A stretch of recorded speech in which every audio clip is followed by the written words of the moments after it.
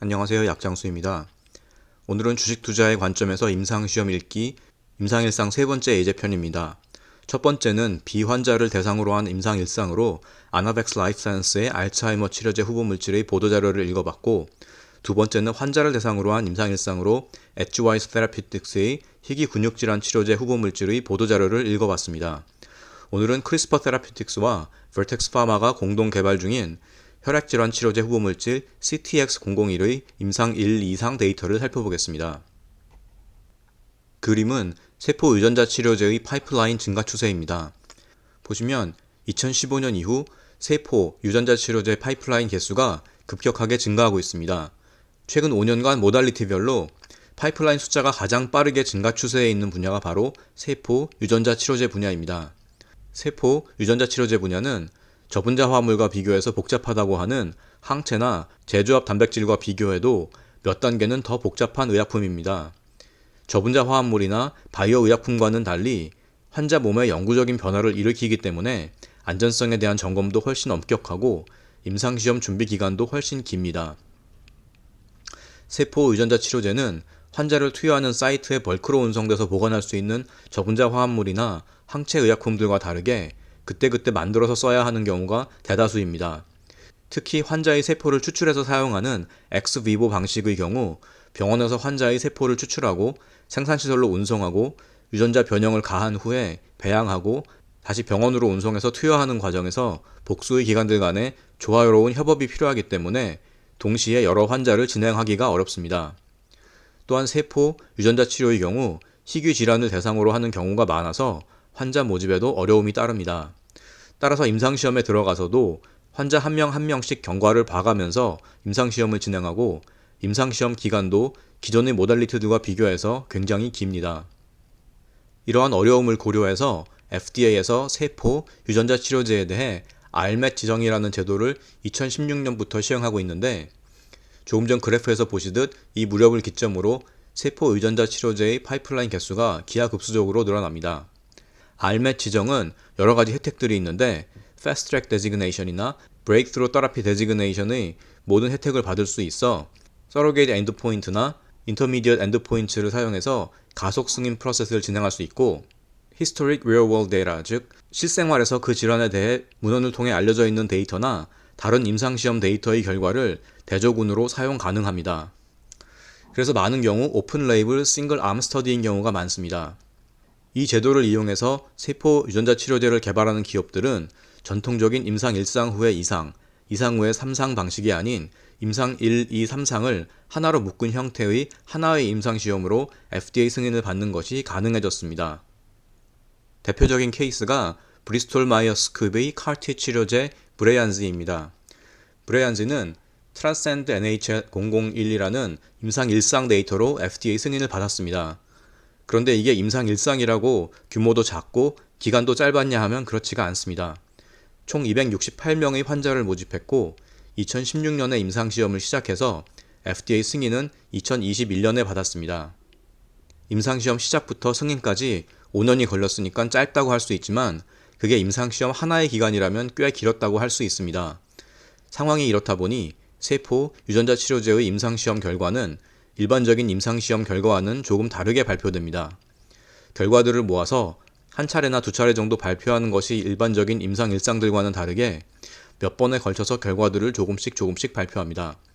그리고 마지막 발표가 아닌 여러 번의 중간 결과들에서는 엔드포인트를 충족했는지 여부도 알려주지 않고 대조군 없이 진행하는 경우가 많아서 데이터를 볼 때 좋은 건지 나쁜 건지 분간이 잘 안 갈 때가 많습니다.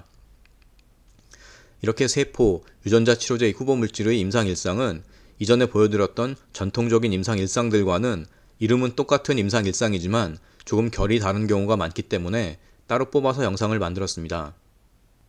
오늘 살펴볼 임상시험은 크리스퍼 테라피틱스와 버텍스 파마가 공동으로 개발 중인 경상적혈구증과 지중해 빈혈에 대한 유전자 편집 치료제 후보물질 CTX001의 임상 1, 2상입니다.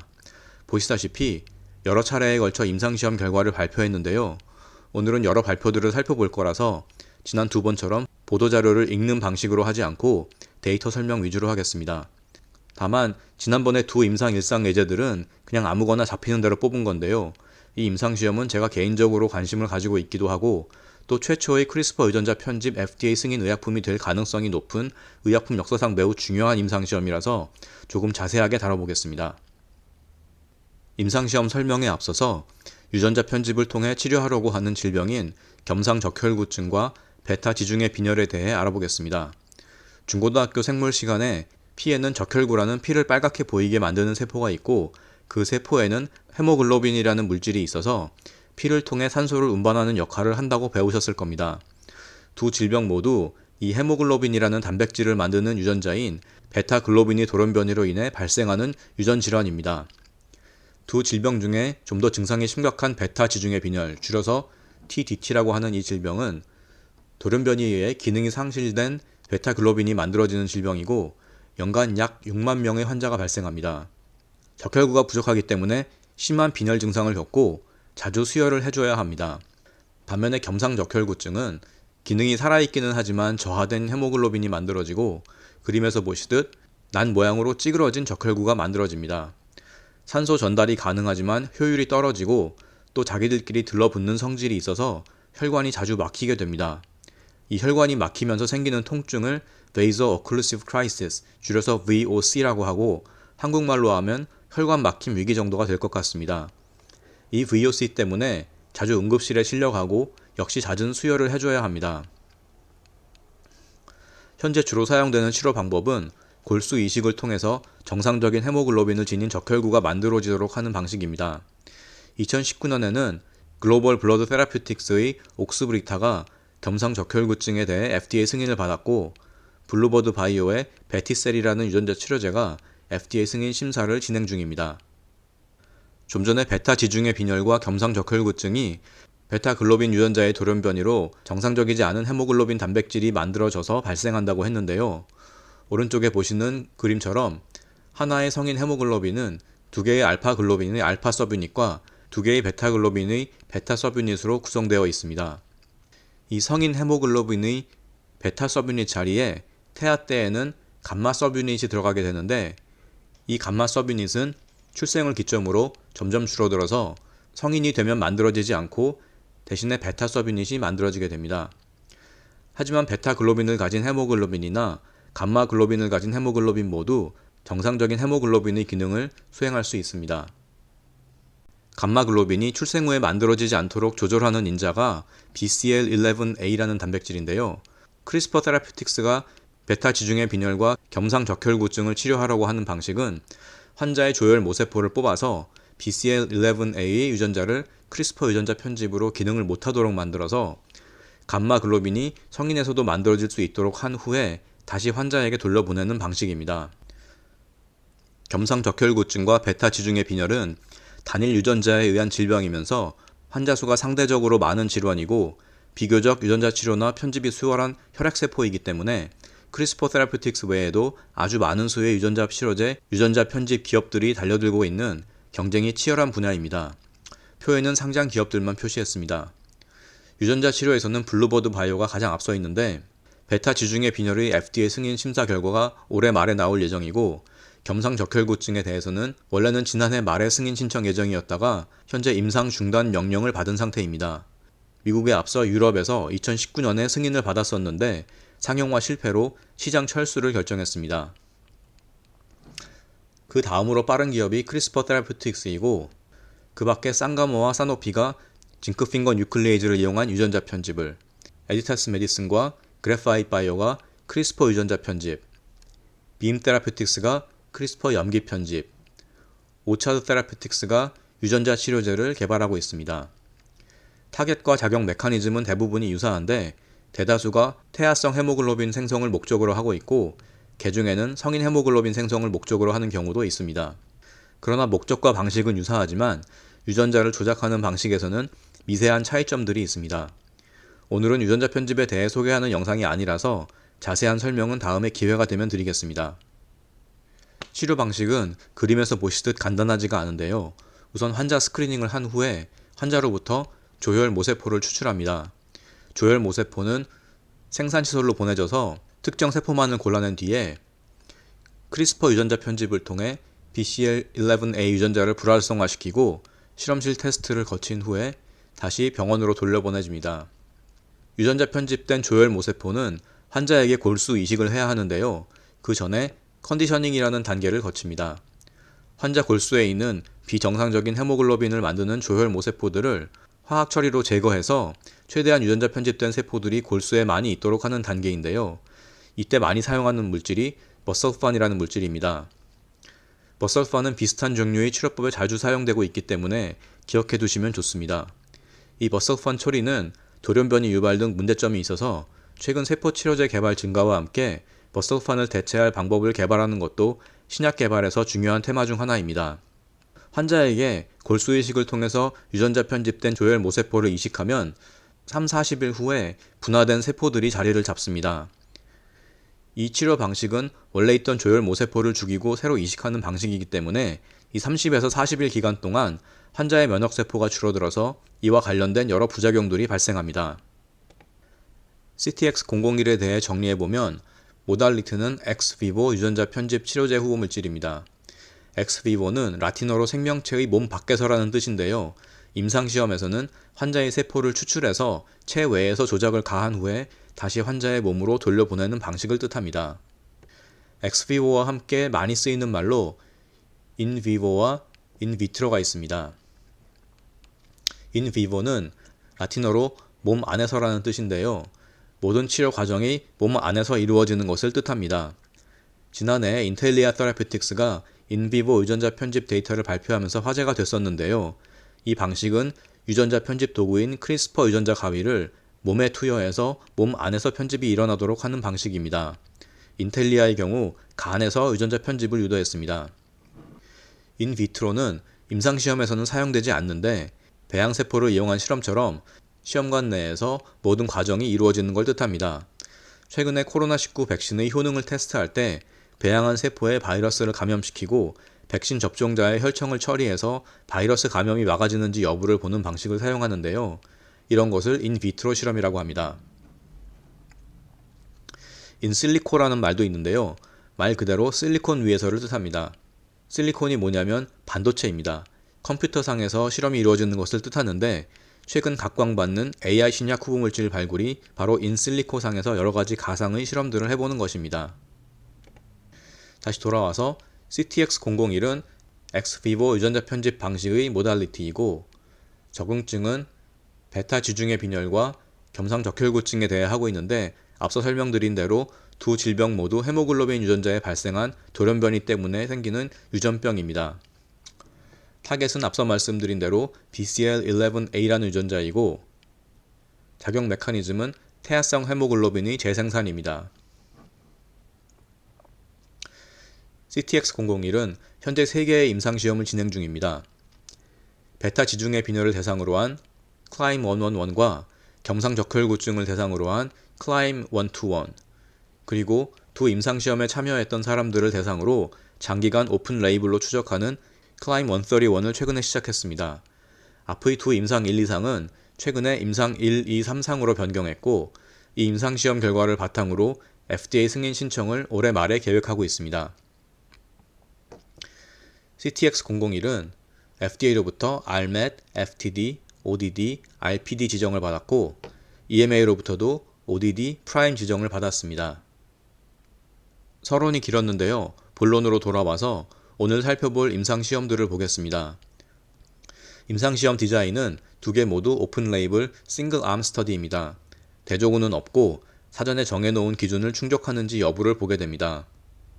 각각 45명의 환자 모집을 목표로 하고 있고 프라이머리 엔드포인트는 베타 지중해 빈혈의 경우 CTX001 투여 3개월 후부터 최소 6개월 동안 수혈 빈도가 50% 감소한 환자의 비율이고 겸상적혈구증의 경우 CTX001 투여 3개월 후부터 최소 6개월간 태아성 헤모글로빈 HbF의 수치가 20% 이상으로 유지되는 환자의 비율입니다.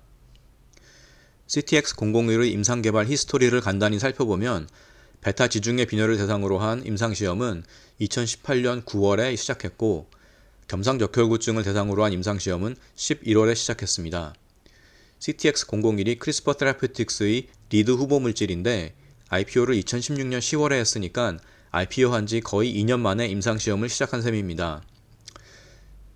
임상시험을 시작한 지 약 1년 뒤에 첫 환자 데이터를 발표했고, 그 뒤로는 6개월 간격으로 EHA와 ASH 학회에서 데이터를 업데이트해 왔습니다.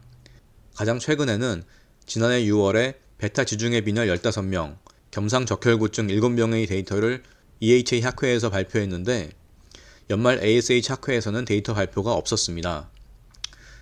다만 11월 실적 발표에서 베타 지중해 빈혈과 겸상적혈구증 모두 모집 목표 환자 수에 도달했고 2022년 말에 FDA 승인을 신청할 계획이라고 밝혔습니다. 따라서 올해 한 차례 정도 추가적인 데이터 업데이트가 있을 것으로 예상되는데 아마도 6월 EHA 학회가 될 것 같습니다. 그럼 데이터를 보겠습니다. 데이터는 가장 최근인 2021년 6월의 데이터입니다. 베타 지중해 빈혈부터 보시면 그래프는 헤모글로빈 수치의 평균값인데 X축은 기간입니다. 진한 파란색은 원래의 비정상적인 헤모글로빈의 비율이고 연한 파란색이 유전자 편집을 통해 다시 만들어지도록 한 태아성 헤모글로빈의 비율입니다. 가장 위의 숫자는 전체 헤모글로빈 수치의 평균값과 범위, 연한 파란색 박스 안의 수치는 태아성 헤모글로빈의 평균값과 범위입니다. 보시면 태아성 헤모글로빈이 전체 헤모글로빈에서 차지하는 비중이 점점 늘어나서 4개월 이후에는 전체의 대부분을 차지하고 있고 전체 총량 역시 시간이 가면서 계속 증가하고 있어서 지속성도 좋아 보입니다. 다만 15개월 이상에서는 2명, 18개월 이상에서는 1명의 데이터뿐이라서 장기 데이터는 조금 더 볼 필요가 있어 보입니다. 하지만 일단 트렌드는 좋아 보입니다. 헤모글로빈의 정상 범위는 13.5에서 17.5g/dl이고 베타 지중해 빈혈 환자들의 경우 보통 3에서 4 정도, 겸상적혈구증의 경우 6에서 11 정도라고 합니다. 다음은 환자들이 CTX001 투여 후 얼마나 오랜 기간 수혈 없이 지냈는지를 보여주는 데이터입니다. 파란색 막대는 각각의 환자들입니다. 왼쪽에 보시면 유전형이 있는데 엄마와 아빠로부터 각각 하나씩 물려받은 베타글로빈의 돌연변이 종류입니다. 각각의 유전형에 따라 증상의 심각도에 차이가 있습니다. 그 옆에는 1년간 수혈을 받은 피의 양을 뜻합니다. 숫자가 높을수록 수혈 받는 피의 양이 많은 거고요. X축은 투여 경과 후 기간입니다. 그리고 제일 오른쪽 끝의 헤모글로빈 수치는 최종 측정된 헤모글로빈 수치입니다. 보시면 첫 환자의 경우에는 길게는 25.2개월 동안, 마지막 환자의 경우에는 짧게는 2.4개월 동안 수혈 없이 생활이 가능했고 15명의 환자 중에 프라이머리 엔드포인트인 투여 3개월이 지난 후 수혈을 받은 환자는 없었습니다. 다음은 겸상적혈구증인데 베타글로빈이 거의 만들어지지 않는 베타 지중해 빈혈과 달리 겸상적혈구증은 돌연변이를 지닌 베타글로빈이 만들어집니다. 따라서 유전자 편집을 가한 세포에서는 태아성 헤모글로빈과 원래의 돌연변이 헤모글로빈이 같이 만들어집니다. 그래서 겸상적혈구증의 경우 태아성 헤모글로빈의 비율이 전체 헤모글로빈에서 절반 이하를 차지하게 됩니다. 보시면 태아성 헤모글로빈의 비율이 대략 4개월 이후에는 전체 헤모글로빈이 40% 이상을 차지하면서 유지되는 모습을 보이고 있습니다. 전체 헤모글로빈 수치 역시 시간이 지남에 따라 점점 증가하는 모습을 보입니다. 9개월 이후부터는 2명, 15개월 이후부터는 1명의 환자만 있기 때문에 갑자기 줄어들게 되지만 아마도 모든 환자의 21개월까지의 데이터를 모으면 전체 헤모글로빈 수치가 점차 증가하는 그래프가 만들어지지 않을까 하는 생각이 듭니다.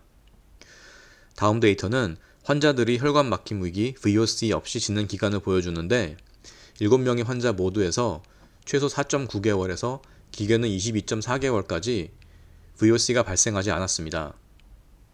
앞서까지 보신 데이터는 가장 최근의 데이터이고 여러 환자들의 데이터를 종합적으로 보여주는데요. 실제 데이터 발표는 2019년 11월부터 6개월 간격으로 점진적으로 발표됐습니다.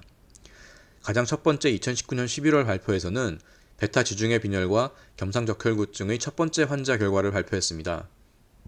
베타 지중해 빈혈의 첫 번째 환자를 시간순으로 보시면 첫 발표인 2019년 11월에는 투여 후 9개월 동안 수혈이 필요 없었고 헤모글로빈 수치가 11.9, 태아성 헤모글로빈이 10.1로 이미 80% 이상 태아성이 차지하고 있습니다. 6개월 뒤인 2020년 6월에는 15개월간 수혈이 없었고 헤모글로빈 수치와 태아성 헤모글로빈 모두 증가하는 모습을 보였습니다. 그리고 두 번째 환자의 5개월차 결과도 발표했었습니다. 그리고 세 번째 발표인 2020년 12월에는 7명의 환자 결과를 발표했는데 그 전까지는 케이스 스터디 같은 발표였다면 이제 첫 한두 명에서 보였던 패턴이 여러 명에게서 반복된다는 것을 보여줍니다. 가장 최근 2021년 6월의 발표는 조금 전 보셨듯이 세 번째 환자 수보다 환자 수가 더 늘어난 15명의 결과를 보여줬고요. 이렇게 임상시험 결과를 한 번에 모아서 발표하지 않고 조금씩 나눠서 오랜 기간 발표하는 경우 한 임상시험의 보도자료만 보게 되면 해석이 잘 안 될 때가 많습니다. 이럴 때는 이전의 보도자료들을 같이 놓고 비교해 가면서 지표들이 좋아지는지 나빠지는지, 지속성에 문제가 없는지를 살필 필요가 있습니다. 그리고 오늘 영상에서 부작용은 다루지 않았는데요. 유전자 치료제나 세포 치료제는 부작용이 저분자 화합물이나 황체의약품과 비교해서 훨씬 중요합니다. 부작용에는 예상 가능한 부작용이 있고 예상치 못한 부작용이 있는데요. 추적 기간이 길어지면서 예상치 못한 부작용이 발생하는지 그리고 해결 가능한지 역시 함께 볼 필요가 있습니다. 임상시험 데이터를 읽을 때 경쟁하는 다른 기업의 파이프라인이 있다면 그것도 함께 볼 필요가 있습니다. CTX001의 경쟁 파이프라인 중에서 임상시험 결과를 발표한 기업은 블루버드 바이오의 렌티바이러스 유전자 치료제와 사노피 상가모의 유전자 편집 후보 물질이 있습니다. 블루버드 바이오의 베티셀은 베타 지중해 빈혈과 겸상적혈구증을 대상으로 한 유전자 치료 후보 물질들 중에 개발을 시작한 지 가장 오래된 후보 물질입니다. 개발을 시작한 지 오래된 만큼 상당수의 환자들로부터 24개월 이상 장기로 추적한 결과를 가지고 있습니다. CTX001의 경우 아직 추적 기간이 길지 않아서 단순 비교하기는 어렵지만 투여했던 환자 전체에서 수혈이 불필요했던 것과 달리 블루버드의 후보 물질은 몇몇 환자들에게서는 투여 후 얼마 지나지 않아서 수혈을 해야 하는 상황들이 발생했습니다. 또한 그림에는 없지만 헤모글로빈 수치도 CTX001보다 대체로 낮고 겸상적혈구증 환자에게서 암이 발생하는 부작용이 보고돼서 조사 중에 있기도 합니다. CTX001에서는 이 정도의 부작용은 아직 발견되지 않았습니다. 다음은 사노피와 상가모가 공동 개발 중인 징크핑거 뉴클리에이즈 유전자 편집 치료제 후보 물질인데요.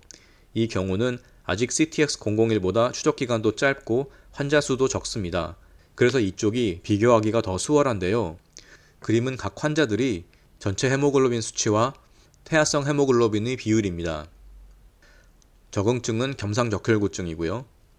추적 기간은 개월이 아닌 주로 표기가 되어 있고 최장 기간은 약 2년 정도 됩니다.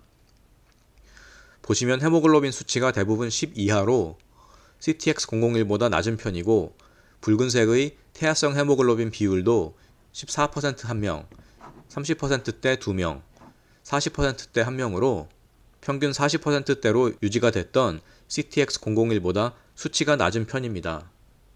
VOC 혈관 막힘 위기도 태아성 헤모글로빈 수치가 14%로 낮았던 환자에게서 투여 후 8에서 9개월 정도 후에 한 번 발생했습니다. 8개월 이상 된 환자 4명에게서 한 번도 VOC가 발생하지 않은 CTX001이 조금 더 좋아 보입니다. 두 임상시험 모두 환자 수가 적어서 조금 더 시간을 두고 비교해 볼 필요가 있어 보이지만 종합적으로 봤을 때 CTX001이 사노피 상가모보다 결과가 더 좋아 보입니다. 제일 중요한 주가 반응인데요. 검정색 선은 크리스퍼 테라퓨틱스의 주가이고 파란색은 바이오 ETF인 XBI 대비 상대 퍼포먼스입니다. 주가 반응을 보시면 발표 당일에 주가가 가장 크게 오른 건 첫 번째 발표일의 17%입니다. 나머지 두 번째부터 네 번째 임상시험들은 발표 당일 반응은 크지 않았는데요. 첫 발표를 제외하면 나머지 발표들은 학회 발표였기 때문에 발표 일정이 사전에 공개가 됐고 그래서 이미 발표일 전에 주가가 많이 올라 있는 것을 보실 수 있습니다. 첫 번째 발표의 경우 서프라이즈로 당일 많이 올랐지만 이게 지속되지 못했고 두 번째 발표 후에는 세 번째 발표에 대한 기대감이 작용하기 시작하면서 지속적으로 상승한 것을 볼 수 있습니다. 첫 번째와 두 번째 임상시험은 케이스 스터디 정도로 볼 수가 있는 반면 세 번째 발표부터 환자 수가 커지기 때문이었습니다. 반면에 세 번째와 네 번째 발표 사이에는 주가가 흘러내리고 네 번째 발표 후에 주가가 잠시 상승하기는 했지만 하락세가 지속되는데요. 당시 바이오테크가 전반적으로 고점을 찍고 하락한 기간이었기 때문이기도 하지만 그게 아니더라도 어떤 기대감 같은 게 별로 보이지 않습니다. 네 번째 발표부터는 세 번째 발표의 결과가 더 많은 환자에게서 반복되는지 여부를 보는 것이라 더 이상의 서프라이즈를 기대할 수 없었기 때문이라고 볼 수 있을 것 같습니다. 이렇게 첫 발표에서 한두 명의 결과를 보여주고 서프라이즈가 나고 두 번째나 세 번째에 패턴 확인이 가능한 정도 숫자의 환자에서의 데이터를 보여주면서 개념 증명으로 주가가 상승하지만 이후 업데이트된 결과 발표부터는 주가가 별로 반응하지 않는 경우는 유전자 치료제 임상시험 결과 발표에서 흔하게 볼 수 있는 패턴입니다. 주가라는 게 이미 다 알고 있거나 예견 가능한 일에는 잘 반응하지 않는 경향이 있고 임상시험 결과 발표도 마찬가지입니다. 이런 경우 주가가 하락하지 않으면 오히려 다행입니다. 종합해보면 유전자나 세포치료제 임상시험이 아니더라도 1년 이상 진행되고 장기 추적을 필요로 하는 임상시험의 경우 데이터를 점진적으로 보여주는 경우들이 있습니다. 이런 임상시험 결과들을 볼 때에는 시간축으로 진행되고 있는 임상시험에서 특정 시간대의 한 단면만을 잘라서 보면 이해가 잘 안 될 때가 많습니다. 임상시험의 엔드포인트를 충족했는지 여부도 알려주지 않고 많은 경우 대조군도 잘 없어서 이 데이터가 무슨 의미인지 이해하기 어려운 경우들이 많습니다.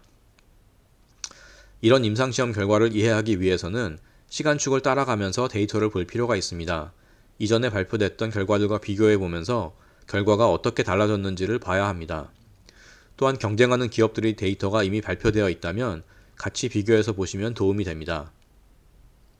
오늘은 여기까지입니다. 도움이 되셨으면 좋아요와 구독 부탁드립니다. 감사합니다.